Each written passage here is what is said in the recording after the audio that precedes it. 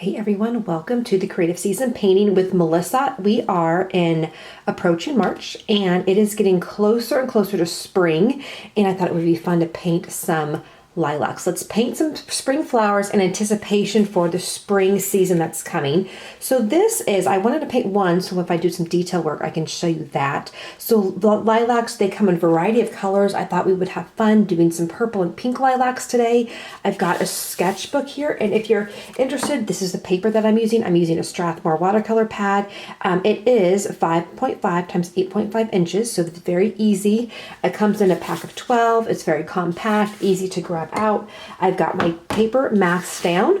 I've got my colors, and I'll be using today, I'm going to be using some pink, some blue, again, to create a purple over here.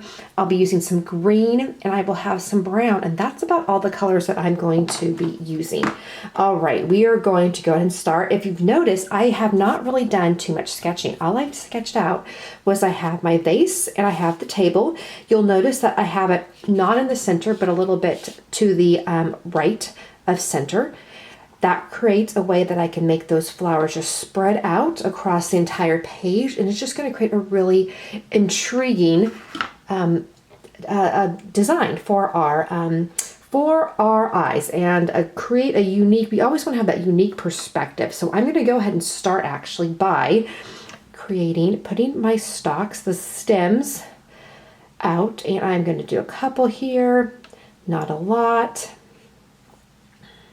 I'm using a book today. I'm using one of the Floret books for inspiration. I've been using Floret Farm's Cut Flower Garden a lot recently.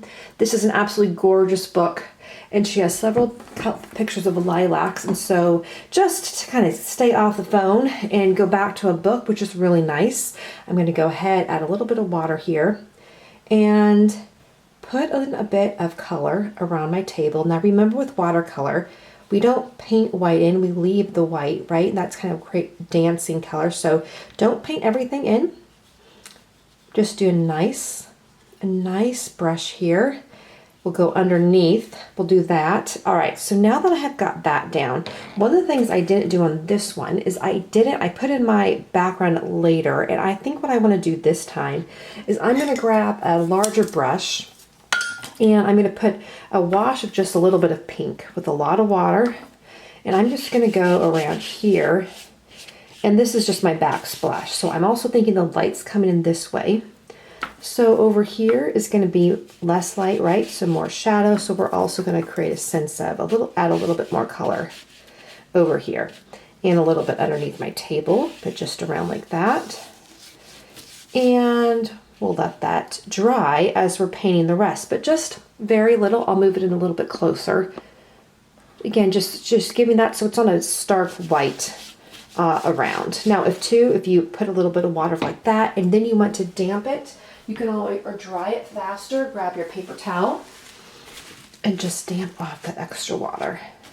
If you ever got too much color, go ahead and just go like that. All right, we just are wanting to give it a little bit of a color because, as you know, with watercolor, once we get this painting in, it's really hard to create that background without then having the rest of the paint bleed, right? Once that watercolor gets wet, it's going to start bleeding. So I'm going to go ahead and get some green here. And I'm going to go ahead and I'm just going to dab in some of my leaves. So I'm going to put leaves. And you can tell I'm just making nice little pointy edges, letting that paint saturate in different areas. I have out here some leaves over here. Lilacs are so beautiful and so full. I love that they're wild, but in an organized way. Maybe wild's not the right word. They're very full and vibrant, which I love. I just absolutely love. And I have not seen any lilacs at the store. I feel like I'm living vicariously through magazine, books, and Pinterest right now as we wait for things to warm up and get to spring. We're just dreaming of it, right? Okay, so I'm going to go in, and you can use your imagination, or you can just dab in where you think you're going to have leaves. Now, what I am going to do is I will create a purple with a blue and a pink in my corner over here. And I'll show you this right here. So I've got some blue, I'm mixing it in the corner with the pink, And I'll start creating sometimes I'll create over here, the nice purple. And what I'm actually going to do, I'm not crazy, I want to use this blue.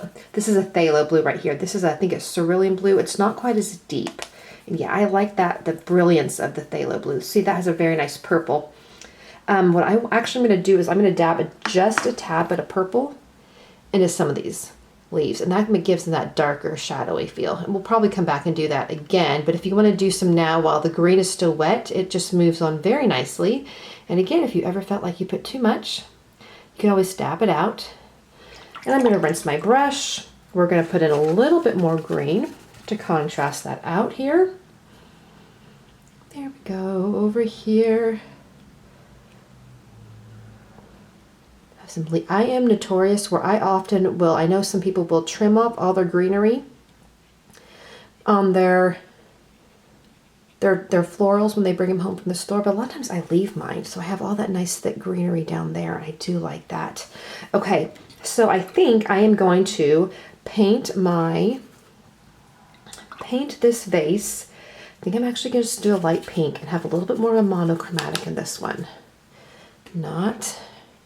Again, thinking of shadowing. Where's my light? My light's coming here. I'm actually going to have more dark over here. I kind of got my purple, but that's okay. I can just either leave that, or I can again dab it and then come back in with some pink. And we're just doing a nice light pink. If you ever think your pink's too vibrant, your color's too vibrant, just dab your watercolor into the water and then bring it back. Okay, so there we go. I'm going to go around. I've got this nice pointy edge, which is fantastic, which allows me to do some of these details and just sneak around corners. I'm going to kind of go back here too. All right, and then we go here at the bottom, and that's a lot of fun. Okay, and now I'm going to start laying in all of my beautiful color, all of those beautiful leaves. Now, lilacs, and I'll show you, there's a couple pictures in this book. So the lilacs, they're really with a picture. I was doing a couple where you notice they really, that shape of the lilacs. So you have them coming out this way and that way. I really actually like, this is a beautiful picture, but this one right here, where I love a book that will show you how the flowers look when they're not all bunched up. So you can see how it's wider at the base, it comes up, but there's two together. So keeping that in mind as you go ahead and create your lilacs, and that we're creating that sense, that shape, that unique shape. And oftentimes it's not about doing painting where you can see something that looks exactly like what you want it to look like. But it's the shape, it's the color, it's the texture, and I am just dabbing. You are going to want a round brush. See, a brush that, for example, like this, with that hard edge there, is not going to be very helpful because we really need to take advantage of that point because we're not doing brush strokes. We're more like dabbing, a lot of dabbing. One of the ways, too, to create a sense of thickness or of depth is you leave more space. So up at the top here, and I'm leaving more space, but there's more white, versus I start adding leaving less space for more of the base. And I'm going to do another one over here, kind of keeping in mind too that where there's shadows over here or where there's not as much light, it's going to be darker. Now I'm not going to add more paint, I'll just add a bit of water, tap my brush, and then come over here, and you can see where it is lighter. And that's an easy way to start creating that lighter look. Now lilacs, as you know, kind of reminds me a little bit of hydrangeas, not the shape, but that fullness and thickness, and they're just so large, which is really a lot of fun. I was at IKEA and I got a really big vase, which I'm excited because it's perfect for those heftier bushes, right? Heftier, more of, not bushes, but bush flowers. They're just thicker. They're not your delicate ones. So you kind of are seeing how it's starting to come together, right? And I'll back it up a little bit. And I'm always thinking too, with the lilacs, it's fun because I notice when I look at them they're not perfect bouquets like an umbrella. It's more of, they're a little bit more just robust. And I love that. I love how big and far they go up. So I'm going to add a little bit more color, just add a little bit more shadow here.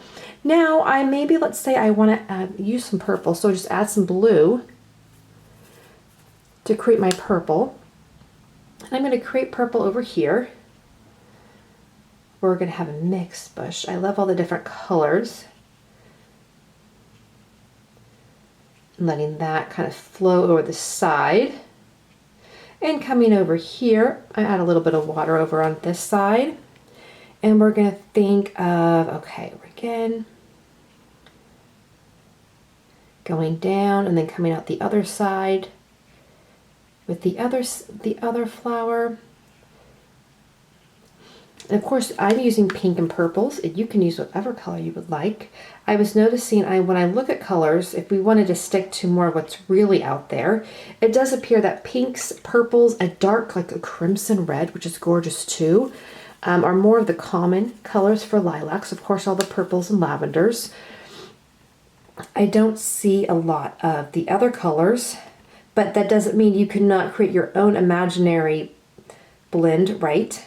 This is your beautiful bouquet. I'm working on a course, or updating a course, and one of the things in the course was painting the Eiffel Tower in a field of flowers. And it was my love for Paris, my love for flowers. There is no field of flowers around the Eiffel Tower, but one of the fun things you can do is to take an idea of something you love and then create your own imaginative spin. Right? That's a lot of fun. And so it's just really, you can use your own imagination to create the flower bouquet that you always are looking for.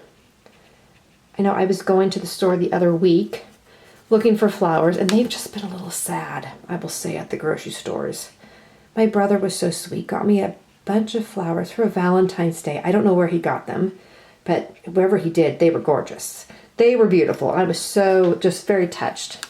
He knows how much I love flowers. And I'm hoping to find some real lilac to use, because I do, as I was telling you, I'm working on a big collection. Lilac is the main flower. It's very, very joyful, colorful collection. And while I do a lot of studying, there's just something about looking at the real thing too, to study off of, and to see how the shadows fall at different times of the day. Okay, so this is fun. Now, sometimes you notice I'm coming into the middle. One of the reasons I do that is because with the lilacs, especially as I start to work them out and they come in, I think, okay, there's always a couple in the middle that look almost as if they're coming straight out at you. So how do we create that?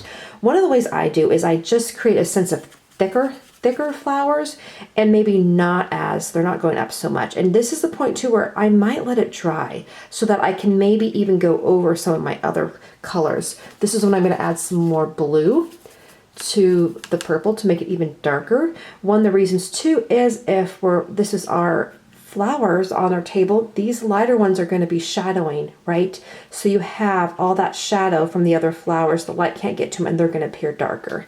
So that can help to add some depth. The other thing I like to look at is, did I catch all my stems? Do I need to add some more stems here? Because if I do, this is the time to do it. Also with lilacs, we don't have to fill up the entire space. So feel free, if you come to the point of saying, you know what, I think I'm full enough. My flower vase is overflowing. I just maybe want to add in some more leaves. You can do that. So like right here, I feel like I need probably, I've got an extra something there that I don't want. I want to put a little stalk here. Maybe I even want to put a stalk out here. Just a little ones. And then I think too, that was a little bit thicker than I intended, but no problem. That's okay. I'll add a few leaves. If you think that maybe you need some green to balance it out, add some leaves. Maybe there was some leaves hiding under here that we wanted to add in. And two, if you wanted to deepen, to create some depth, you can either add more green or add a little bit of purple to the green, and that's going to create that sense of shadowing and depth that we were talking about earlier. Okay. So then I start looking around, going, okay, maybe some leaves down here. This is looking actually really, really nice. I want to add a little bit more color in here just to create that sense of depth. Thinking about shadowing again, if we have all of the flowers, you're going to have that shadow on the rim. And something, if it's dry enough, something you might want to do is maybe we had a little not hyacinth, I'm sorry, I'm thinking about hyacinths, fall down to the side, a lilac. And we'll put a leaf down here. This is a way of creating that sense of just flow throughout your painting. Put a leaf there. I'm going to go ahead as well and put in a little bit more brown right in my table, so it might show in a little bit of a shadow underneath the vase. That's going to help differentiate that shape. I'll come back up a bit.